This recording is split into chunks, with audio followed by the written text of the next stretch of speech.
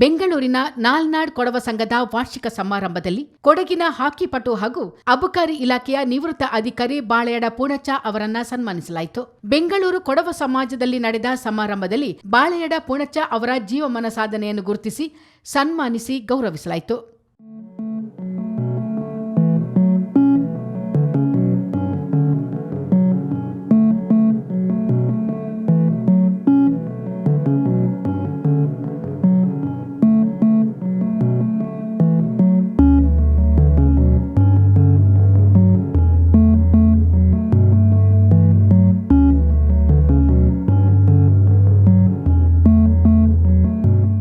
ವಿಶೇಷವೆಂದರೆ ತಮ್ಮ ಗುರುವೂ ಆಗಿರುವ ಸಹೋದರ ಕಾಳಪ್ಪ ಸಮಾರಂಭದ ಮುಖ್ಯ ಅತಿಥಿಯಾಗಿ ಬಾಳೆಯಡ ಪೂಣಚ್ಚ ಅವರನ್ನ ಸನ್ಮಾನಿಸಿದರು.